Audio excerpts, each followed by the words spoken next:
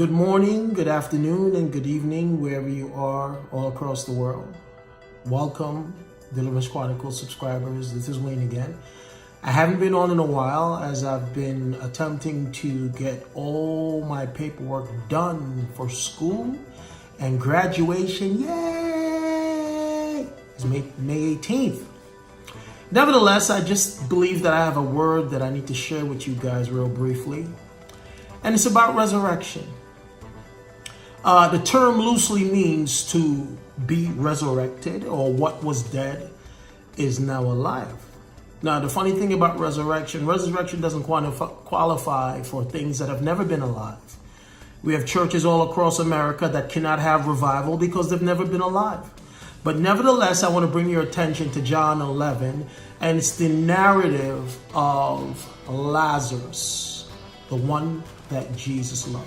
Now I'm reading from the King James, and I'm going to start at verse 1, and I'll jump in and out of the different verses because I need to make some specific points. The scripture reads, "Now there was a certain man sick by the name of Lazarus of Bethany, the town of Mary and her sister Martha. It was that Mary who anointed the Lord with fragrant oil and wiped his feet with her hair, whose brother Lazarus was sick. Therefore the sister sent him, saying, Lord, behold, he whom you love is sick." When Jesus heard that, he said, "The sickness is not unto death, but for the glory of God, that the Son of God may be glorified through it." I need you to keep verse 4 in your pocket. Don't lose it. Put verse 4 in your pocket. We'll come back to verse 4. Now, verse 5 says, "Now Jesus loved Martha and her sister and Lazarus. So when he heard that he was sick, he stayed 2 more days in a place where he was. Then after this, he said to the disciples, 'Let us go to Judea.' The disciples said to him, 'Rabbi, lately the Jews sought to stone you, and you are going there again?' Jesus answered and said, 'Are there not 12 hours in a day? If any man walks in the day, he does not stumble, because he sees the light of the world. But if one walks at night, he stumbles because the light is not in him.'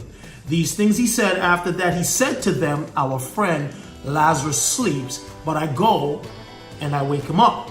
Then the disciples said to Jesus, 'Lord, if he's asleep, he will get well.' However, Jesus spoke to his disciples. Jesus spoke of his death, but they thought that he was speaking about taking rest as in sleep.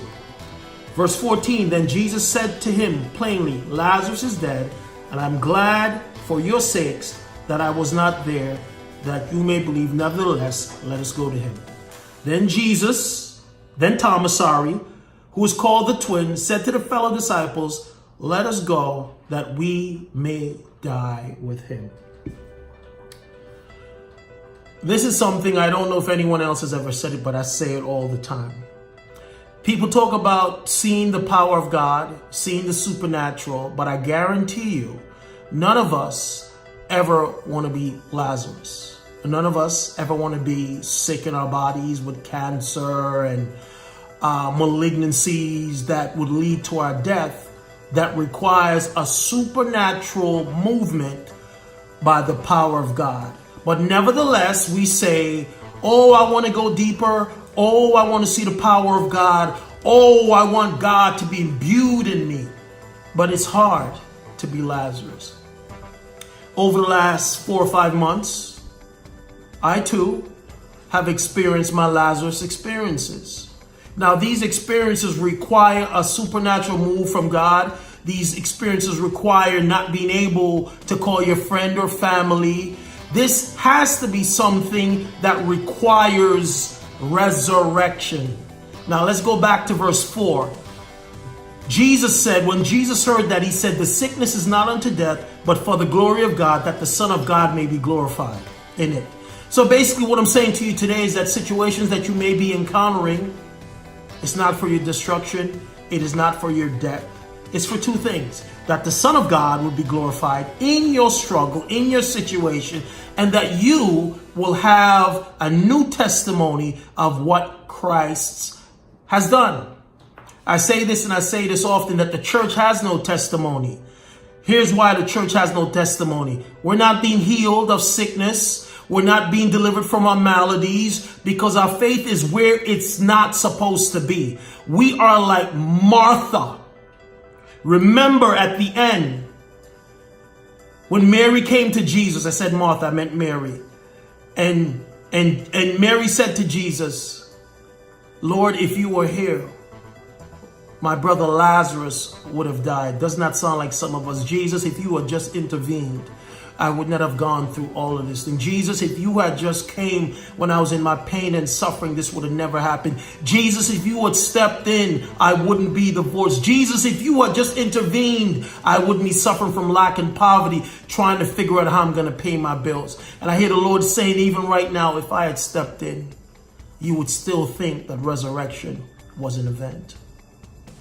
Resurrection is not an event. It's just a description of the person of Jesus, who is the resurrection, who had to actually die so we would understand what it is to be brought back to life. Now, I protest to you today. Many of us would think that we're alive, but really we are spiritually dead.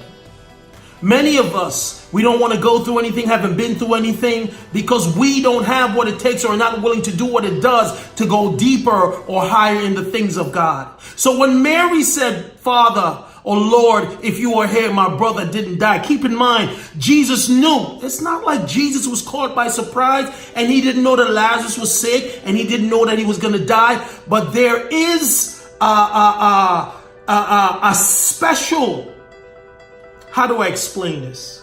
There are some dimensions that if we don't look at the text critically, we will miss them. Here's the first one. After Jesus received the word that Lazarus was dead, he didn't stop, he didn't pack his bags, he didn't get on his donkey and started riding to Bethany. He actually allowed Lazarus to go through the suffering and to subsequently pass away of whatever this illness was. Number one. Number two, he told the disciples that our friend Lazarus is asleep, meaning Lazarus was already dead, but they thought that Lazarus was physically sleeping on this side of eternity. But what Jesus was trying to get them to understand is Lazarus' spirit had already left his body. Number three is really significant. Jesus waited the extra 2 days to make sure that Lazarus was dead for a total of 4 days. Here's why. In Jewish tradition, the Jews believe that the spirit stays with the body for 3 days. So what Jesus was doing was destroying this paradigm of believing that the spirit stayed with the body for 3 days by coming on the 4th day. Number four, Jesus waited until Lazarus was in the ground or behind a stone, because the naysayers and the scoffers would say, oh, it was only 3 days. So the spirit of Lazarus was still with the body. So what Jesus did wasn't so significant. Now hear me by the Spirit. There are many of us are in our 4th day. We are in our 4th day of struggle. We are in our 4th day of pain. We are in our 4th day of depression and sadness and despondency and anxiety because bills are due. You don't know how you're going to get your bills paid. People have walked out of your life and you can't understand this new living. I'm by myself. I got all hell breaking loose in my life and I'm in my 4th day. And I'm here to encourage you today. It's on the 4th day that the resurrection comes.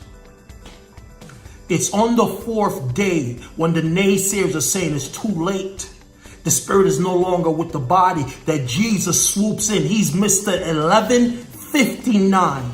When you can't call nobody, when there is nobody to call, when your friends don't really realize you need help. Let me give you an example. Your car get repossessed. You call everybody you know, and they don't talk about no money. They telling you they gonna pray for you. You don't have no food in your refrigerator. Your kids are hungry, and people telling you they gonna pray for you. You know, we get mad at these people. We're upset. I called my brother such and such, and he didn't help me. He said he was going to pray for me, and we don't even realize that God is using them to deny you your natural access to resources so you can start understanding what it is like to get it from the Spirit. Hear me by the Spirit. I am not telling you something that I have not encountered. And because this is so powerful, I'm going to share it with you. Sunday morning, I'm on my knees after I got off the phone with my friend. And I'm boo-hooing on the ground, snot running out my nose, eyes red, bloodshot, not a pretty sight. But it was my moment with God where I had to understand that God is not like my earthly father. Many of us have earthly parents that have often disappointed us. So we're used to disappointment, and we bring this disappointment into our spiritual life. And we deal with God from that place. Yeah, I'm going to pray because that's a Christian thing to do, but I really don't expect to receive this miracle. Because you are measuring God with the same barometers that you've measured your mother and your father. And I'm here to tell you, God ain't your mama. God ain't your daddy. He is your spiritual father that has access to all the resources of the supernatural, who is able to swoop in at the very last moment and pull you out on day 4. My school bills are owed. My rent is due. Car notes, insurance, every bill that you think could be due was due. And I got on my knees and said, God, I don't know how you're going to do it, but I'm tired of praying and asking you to help me. I'm no longer going to pray and ask you to help me. I'm going to ask you to do it. God, here are my bills. Here are all my responsibility. Everything that I have that I owe, I'm giving it to you, including my school bill. If I don't pay it, I don't graduate. That was Sunday. Monday, Tuesday morning, I get a phone call from a professor at my school who I have to